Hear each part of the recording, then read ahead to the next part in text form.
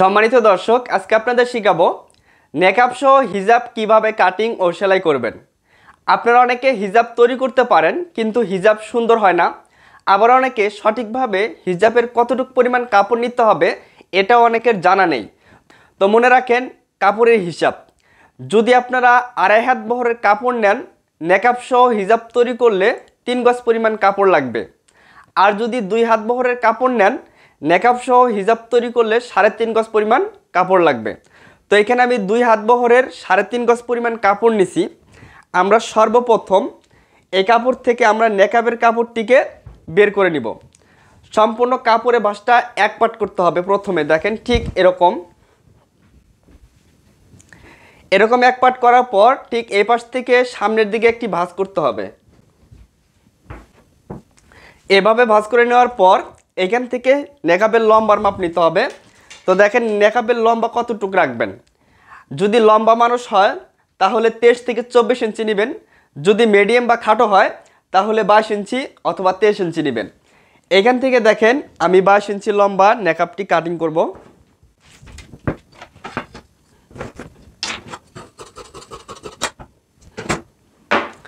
এখন এই নেকাবের কাপড়টিকে ঠিক এক পাট করবেন। এক পাট করার পর নেকাবের পাশে কতটুকু রাখতে হবে দেখেন। যদি চিকন মানুষ হয় তাহলে আপনারা নেকাবের পাশে 22 থেকে 23 ইঞ্চি রাখবেন। আর যদি মোটা মানুষ হয় তাহলে 24 থেকে 25 বা 26 ইঞ্চি রাখবেন। ঠিক আছে, তো আমি পাশে রাখতেছি 23 ইঞ্চি পরিমাণ। 23 ইঞ্চি এখানে একটা চিহ্ন করব, আবার এই পাশেও 23 ইঞ্চি নিয়ে একটা চিহ্ন করে নিব।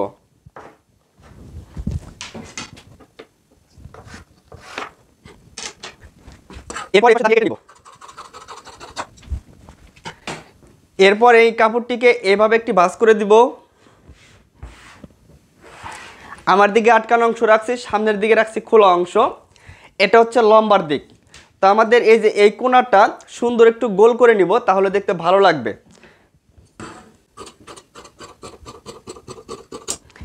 এই কোণাটা একটু গোল করে দিবেন। আর এখানে কিন্তু গোল করা যাবে না, শুধু এক পাশে গোল করলেই হবে। নেকাবের লম্বাটা ঠিক এরকম হবে দেখেন। এটা হচ্ছে লম্বা আর এটা হচ্ছে পাশে। এখানে আমাদের মুখ থাকবে এবং এখানে দুইটা ফিতা সেট করতে হবে। সবকিছু দেখাবো, সম্পূর্ণ ভিডিওটা দেখবেন। এখন আমাদের এই কাপড়টাকে 2 পাটে ভাঁজ করতে হবে।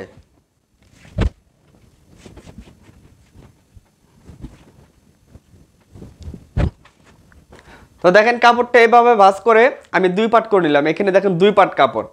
আমাদের এই পাশে আছে খোলা অংশ আর আমাদের এই পাশে আছে আটকানো অংশ। এই যে এই পাশে আটকানো অংশ। আচ্ছা, এখন অনেকে আমাকে কমেন্ট করেন যে ভাই আমরা যখন হিজাব তৈরি করি তখন হিজাবের সামনের পাটে জয়েন্ট পড়ে। তো দেখেন 2 হাত বহরের কাপড় দিয়ে তৈরি করলে হিজাবের কিন্তু পিছনের পাটে জয়েন্ট দিতে হয়।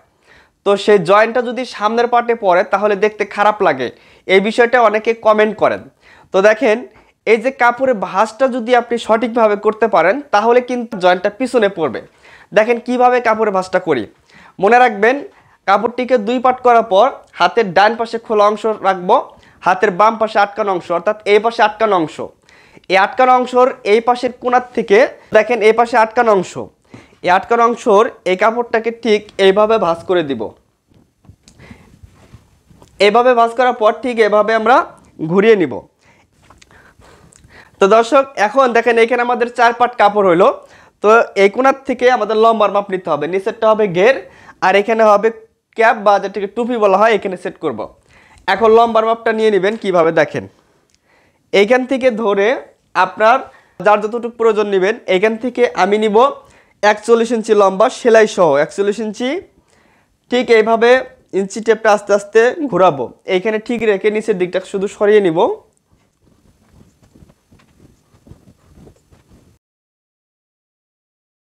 এভাবে আমরা লম্বার মাপ নিলাম। এখন এখানে অনেকে কমেন্ট করেন যে ভাই আমাদের পিছনের দিকটা উপরে উঠে যায়।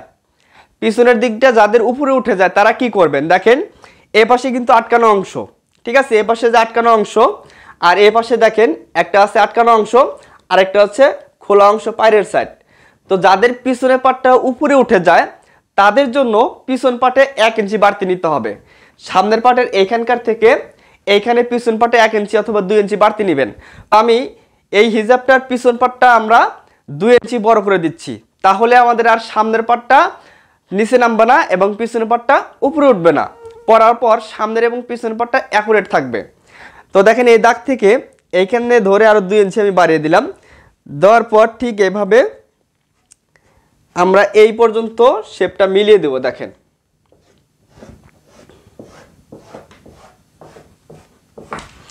এখন আমি কাটিং করে নিচ্ছি।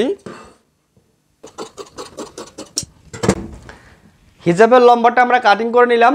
এবার আমাদের এই যে এখানে জয়েন দিতে হবে। এখানে কিন্তু আটকানো অংশটা আছে, এই আটকানো অংশটা হচ্ছে পিছন পাট, আর এই যে খোলা অংশ এটা হচ্ছে সামনের পাট। এখন পিছন পাটে দেখেন এইখানে 2 পাটে আমাদের জয়েন দিতে হবে এই জায়গাটার মধ্যে। যদি 2.5 হাত বহরের কাপড় হয় তাহলে কিন্তু এখানে জয়েন দেওয়ার প্রয়োজন নাই। যদি 2 হাত বহরের কাপড় হয় তাহলে কিন্তু এই জায়গাটার মধ্যে জয়েন দিতে হবে। এখন জয়েনটা কিভাবে দিবেন, এইখানে যে কাপড়টা আছে দেখেন এই যে কাপড়টা, এই কাপড় অনুযায়ী এই কাপড়টাকে এইভাবে ভাঁজ করে দিব। দেওয়ার পর আমাদের এইখানে সাইড থেকে যে কাপড়টা বের হবে এই কাপড়ের উপরে 1 ইঞ্চি পরিমাণ উপরে উঠিয়ে দেব ঠিক এইভাবে। দেওয়ার পর এই কাপড়টাকে ঠিক এইভাবে করে নিব। এখন আমরা এই মাপে কাটিং করব।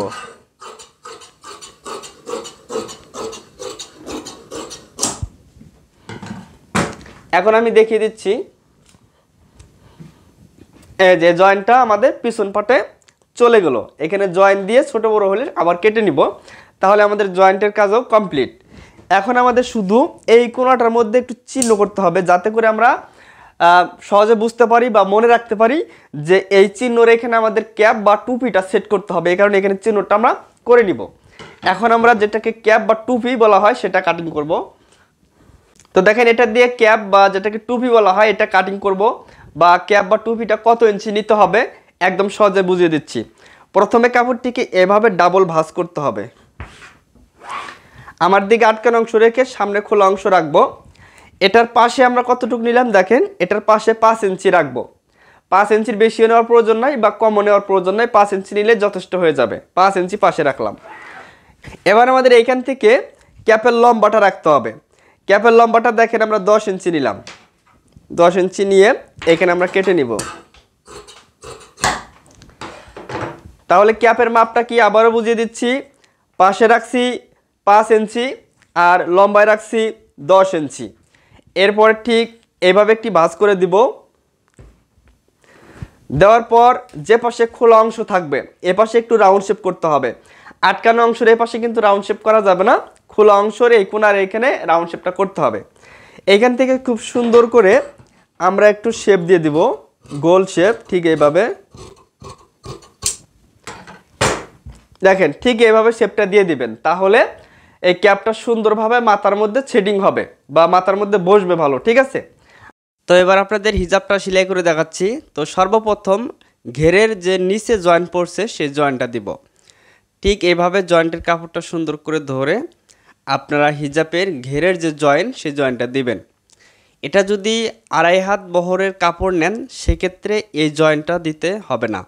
যদি 2 হাত বহরের কাপড় নেন তাহলে কিন্তু পিছন পাটে ঠিক এরকম একটা জয়েন্ট পড়বে। আমি এখানে 2 হাত বহরের কাপড় দিয়ে হিজাবটি তৈরি করতেছি, তার কারণে এই জয়েন্টটা আমার দিতে হচ্ছে। খুব সুন্দর করে জয়েন্টটা এখানে দিয়ে নেবেন উল্টা সিজা দেখে। এরপর জয়েন্টের এখানে খুব সুন্দর করে ডলা দিয়ে নেবেন যাতে সুন্দর ফিনিশিং আসে। আচ্ছা, তাহলে আমি নিচের ঘেরের জয়েন্টটা দিলাম। এরপরে কাটিং করার সময় যেরকম ভাঁজ করছিলাম তো সেইভাবে ভাঁজটা করে নিব। ঠিক এইভাবে ধরে আমরা এইভাবে কোনা করে ভাঁজটা করে নিব। ঠিক আছে, ঠিক এই কোনার এখানে আমাদের ক্যাপটা সেট করতে হবে। তো ক্যাপের এই পাশে একটা সেলাই দিব, আবার চতুর্পাশে একটা করে সেলাই দিয়ে নিব। এভাবে সেলাই দেওয়ার পর ক্যাপের ঠিক মাঝখানে একটা চিহ্ন করব। আপনাদের বোঝানোর জন্য মাঝখানে চক দিয়ে মার্জিনটা করে নিচ্ছি। ঠিক এইভাবে 2 পাশে মার্জিনটা করে নিলাম। তো এখন আমাদের এই ক্যাপটা সেট করতে হবে ঠিক এই কোনায়। তো দেখেন কাপড়টিকে এইভাবে সোজা পাশে করে নিব। সোজা পাশে করে নেওয়ার পর এই কোনার এখানে একটা চিহ্ন, এখানে এই চিহ্নর এখানে এই ক্যাপের চিহ্ন যেখানে করলাম সেটা মিল করে ঠিক এইভাবে ধরব। ক্যাপের এই মাঝখান থেকে সেলাইটা এই মাথা পর্যন্ত নিয়ে আসবো। দেখেন নিচের কাপড়টাকে টান দিতেছি, অর্থাৎ পায়ের কাপড়টাকে টান দিব, আর ক্যাপের কাপড়টাকে কিন্তু টান দিব না। এভাবে সেলাই করার পর আবার ওই পাশ থেকে সেলাইটা এইভাবে ঘুরিয়ে নিয়ে আবার মাঝখান থেকে এই পাশের মাথা পর্যন্ত সেলাইটা আনবো। এবার ক্যাপের কাপড়টা নিচে আছে, ঘেরের কাপড়টা উপরে আছে, এবার উপরের কাপড়টাকে হালকা করে টানবো। ঠিক এভাবে টেনে সেলাই দিয়ে সেলাই শেষে একটা বারটেক অথবা যেটাকে ব্যাক স্টিচ বলা হয়, এই বারটেক ব্যাক স্টিচটা দিয়ে নেবেন। ঠিক এইভাবে এভাবে দেওয়ার পর ক্যাপটা ঠিক এরকম হবে। আর এইখানে একটু একটু করে কেটে দিব, যে জায়গাটার মধ্যে সেলাই দিলাম সেখানে একটু করে কেটে দিব, কারণ এখানে পায়ের অংশ আছে, কেটে দিলে এখানে মিলবে ভালো এবং টান ধরবে না। দেখেন ক্যাপটা ঠিক এইভাবে সেটিং করবেন। এরপরে আমাদের ক্যাপের মুখের মাপ নিতে হবে। ক্যাপটা ঠিক এইভাবে সমান করে ধরবেন, আমি যেভাবে ধরতেছি ঠিক এইভাবে ধরে একদম এইখান থেকে আমাদের 11 ইঞ্চি নিচে চিহ্ন করতে হবে, অর্থাৎ 11 ইঞ্চি আমরা মুখের মাপটা রাখবো। ঠিক এখানে একটা বারটেক দিয়ে এখন একদম নিচ পর্যন্ত সেলাইটা নিয়ে আসতে হবে। এই জয়েন্টটা কিন্তু হিজাবের সামনে থাকবে, ঠিক আছে, এই জয়েন্টটা হিজাবের সামনে। আচ্ছা, এইখানকার সুতাটা কেটে দিব। আচ্ছা দেখেন এই যে ফাঁকাটা যে আছে 11 ইঞ্চি যে ফাঁকাটা নিলাম, এইখানে কিন্তু আমাদের রাবার সেট করতে হবে। এখানে কিন্তু রাবার সেট না করলে আপনারা সেফটি পিন ব্যবহার করতে পারবেন, সমস্যা নাই, তবে আমি রাবার সেট করে দেখাবো। তো আমরা এখন নিচের ঘেরটা সেলাই করে নেই। আগে নিচে প্রথমে একটা ভাঙ্গা দিবেন, এরপরে আরেকটি ভাঙ্গা দিয়ে মানে ডাবল ভাঙ্গা দিয়ে নিচে এভাবে চিকন করে সেলাই করে নেবেন। দেখেন আমি সেলাই করে নিলাম। এখন হিজাবটিকে ঠিক এভাবে সমান করে রাখবেন। রাখার পর আমাদের ক্যাপের ওইখানে নেকআপ সেট করতে হবে, সেই চিহ্নটা আমরা করে নিব রাবার লাগানোর আগে। এই ক্যাপের কোণার থেকে এখানে দেখেন 7 ইঞ্চি পর্যন্ত সেলাই দিয়ে আটকে দেবো। তার জন্য এইভাবে নিচের দিকে একটু বাঁকা করে নিয়ে চক দিয়ে আগেই মার্জিন করে নিব। ঠিক আবার একইভাবে এই পাশেও ক্যাপের কোণার থেকে 7 ইঞ্চি নিচে আমরা এইভাবে চিহ্ন করব। চিহ্ন করে এইভাবে দেখেন একটু নিচের দিকে বাঁকা করে মার্জিনটা করে নিব, কারণ আমরা এই রাবার লাগানোর পর কিন্তু আমাদের বোঝানো কঠিন হবে, এই কারণে এইভাবে মার্জিন করবেন। এখন দেখেন এই রাবার সেট করতে হবে। কাপড়টি উল্টা পাশে ধরে 11 ইঞ্চি যে মুখ রাখছিলাম সেইখানে আমরা রাবার সেট করব। দুই পাশে দুইটা রাবার সেট করব। দেখেন এই রাবারটা নিয়েছি আমি 3.5 ইঞ্চি, অর্থাৎ 4.25 ইঞ্চি পরিমাণ আমি রাবারটা নিয়েছি। নিয়ে এইখানে আমাদের দেখেন এইভাবে বসিয়ে এইখানে আগে জয়েন করে নিতে হবে। আমি যেভাবে দিতেছি এইভাবে চেষ্টা করবেন। আসলে এই জায়গাটা একটু আর কি বোঝানো কঠিন হয়, কারণ খুবই ক্রিটিক্যাল একটা জায়গা এখানে, কারণ চতুর্পাশে কাপড়, ক্যামেরায় ফোকাসটা কম দেয়। তো আপনারা একটু ভালোভাবে বোঝার চেষ্টা করবেন, প্র্যাকটিক্যালে করলে হুবহু মিলে যাবে। আচ্ছা, এখানে দেখেন রাবার সহ সেলাই দিলে হবে এবং রাবার ছাড়া বাইরে সেলাই দিলেও হবে, সমস্যা নাই। এখানে রাবারটা দুই পাশে লাগিয়ে নিলাম যাতে রাবারটা বের হয়ে যেতে না পারে। এরপর ক্যাপের বাড়তি কাপড় সহ ক্যাপের সম্পূর্ণ অংশটাই আমরা একটা করে চাপ সেলাই দিলাম। ক্যাপের সম্পূর্ণ ঘিরে আমরা একটা করে চাপ সেলাই দিয়ে নিচ্ছি। দেখেন দেওয়ার পর আবার এই পাশেও আরেকটা রাবার আছে, এখানে সেট করব। ক্যাপের এই কোণার থেকে বসাবো, বসানোর পর এই কাপড়টাকে এইভাবে ভাঁজ করে দিয়ে তাহলে রাবারটা ভিতরে থাকবে, রাবার দেখা যাবে না। এইখানে ঠিক এইভাবে রাবারটাকে পাটটেক দিয়ে আটকে নিলাম। এরপর এইভাবে রাবারটা ঢেকে দিয়ে আমরা সেলাই দিব। আপনারা চাইলে রাবার সহ দিতে পারেন, সমস্যা নাই, এবং রাবার ছাড়াও সেলাই দিতে পারেন, সমস্যা নাই। এভাবে রাবারটা টান দিয়ে নিতে হবে, তা না হলে কিন্তু হবে না। রাবারটা টান দিয়ে এনে এইখানে দেখেন সুন্দর করে রাবার সহ আটকে দিবেন যাতে রাবারটা ছুটে না যায়, রাবারের দুইটা মাথায় যাতে আটকানো থাকে। এইভাবে জয়েন করে নিব। জয়েন করে নিলে দেখেন এই যে রাবারটা টান দিলে কিন্তু ছোটো বড়ো হচ্ছে। আপনি যখন পরবেন এই রাবারটা অটোমেটিক আপনার মুখের সাথে ফিডিং হয়ে থাকবে, সেইখানে আর সেফটি পিন ব্যবহার করতে হবে না। এভাবে রাবারটা থাকবে, ঠিক আছে। আচ্ছা, এভাবে রাবারটা সেট করে নেবেন আমি যেভাবে করলাম। দুই পাশে রাবারটা থাকবে, এই যে মুখটা ছোট বড় করা যাচ্ছে। এখন এটা হচ্ছে নেকআপ। এই নেকআপের চতুর্পাশে আমাদের সেলাই করতে হবে, ডাবল ভাঁজ করে চতুর্পাশে সুন্দর রাউন্ড করে সেলাই করবেন, একদম চিকন করে। যারা নতুন তো আপনারা প্রথমে একটা সেলাই দিবেন, এরপরে আরেকটা সেলাই দিয়ে একদম কাজটা কমপ্লিট করে নেবেন, ঠিক আছে। এই কোনাগুলো অর্থাৎ এই যে গোল করে নিচ্ছি এখানে গোল সুন্দর করে সেলাই দিবেন যাতে করে দেখতে খুবই সুন্দর হয়। দেখেন সম্পূর্ণ সেলাইটা এভাবে দিয়ে নেবেন। দেওয়ার পর আমাদের এই পাশে খাড়া কাপড় একটা জয়েন দিতে হবে মুখের এখানে। এভাবে খাড়া কাপড় নিয়ে অর্থাৎ পায়ের অংশের কাপড়টা এভাবে নিয়ে সুন্দর করে জয়েন করে ভাঙা দেবেন। কারণ এখানে যদি আড়া কাপড় থাকে তাহলে আপনি যখন নেকআপটা বাঁধ দিবেন আস্তে আস্তে লুজ হয়ে যাবে আড়া কাপড় থাকার কারণে।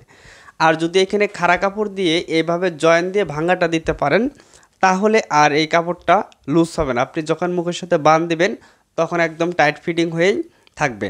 আর যদি এখানে আড়া কাপড় দিয়ে ভাঙা দেন তাহলে কিন্তু আস্তে আস্তে লুজ হয়ে যাবে, ঠিক আছে। আচ্ছা, জয়েন্টার এখানে একটা চাপ সেলাই দিলাম। এখানে যে জয়েন্টের কাপড়টা নিছি এটা কিন্তু খাড়া কাপড় অর্থাৎ পায়ের অংশের কাপড়টা নিছি। নেওয়ার পর উল্টা পাশে এইভাবে একটা ডাবল ভাঁজ করে দিব। ডাবল ভাঁজ করে দেওয়ার পরে আরেকটা ভাঙা দিব। এইভাবে সম্পূর্ণ জয়েন্টটা ভিতরে চলে যাবে। আমাদের সোজা সাইডে বোঝা যাবে না যে এখানে একটা জয়েন্ট আছে। জয়েন্টটা সম্পূর্ণ উল্টা সাইডে থাকবে, সেটা দেখা যাবে না, ঠিক আছে। এভাবে সুন্দর করে এক সমান করে সেলাইটা দিবেন যাতে এক মাপের হয়, চিকন বা মোটা এরকম যাতে না হয়। সেলাই শেষে একটা বারটেক দিবেন। বারটেক দেওয়ার পর আবার এই পাশে ঘোরাবো, সোজা পাশের একদম মাথায় মাথায় এইখানে আরেকটা চাপ সেলাই দিব, তাহলে দেখতে সুন্দর হবে। দেখেন নেকআপটা কিভাবে সেট করতে হয় এটাও কিন্তু একদম দেখাবো। আচ্ছা, এভাবে এখানে সেলাই দেওয়ার পর এখানে ফিতা দিতে হবে নেকআপ বাঁধ দেওয়ার জন্য। তো আমরা আগে থেকেই দেখেন ফিতা তৈরি করে নিয়েছি দুইটা, 20 ইঞ্চি লম্বা করে আর চওড়া আছে 1 ইঞ্চি করে। তো আমরা এখানে নেকআপটা যতটুকু আছে এখানে আছে আমাদের দেখাই 22 ইঞ্চি। তো 22-এর অর্ধেক 11 ইঞ্চিতে একটা চিহ্ন করব আগে। যার যতটুকু হবে সেটা অর্ধেকের চিহ্ন করবেন। করার পর এই চিহ্ন থেকে অর্থাৎ এই মাঝখান থেকে এই পাশে নিব 4.5 ইঞ্চি, আবার এই পাশে 4.5 ইঞ্চি। তো এই পাশে 9 ইঞ্চিতে চিহ্ন করলে হয়ে যাবে। তো আমাদের এই মুখটা থাকবে 9 ইঞ্চি পরিমাণ। নেকআপের যে ফিতা লাগাবো মাঝখানে 9 ইঞ্চি ফাঁকা রেখে। দেখেন এই যে ফিতাটা কিভাবে সেট করবেন। এই ফিতাটা আসলে আমি তৈরি করে দেখাই নাই, আপনারা তৈরি করে নেবেন।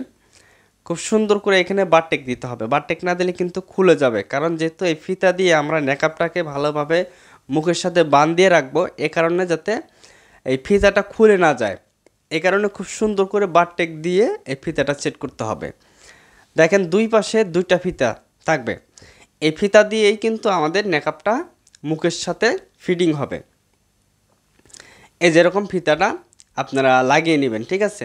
আচ্ছা, এরপর এই যে আমরা প্রথমে যে চিহ্ন করছিলাম রাবার লাগানোর আগে, এই চিহ্নর এইখানে আমাদের এই নেকআপটা বসাইতে হবে।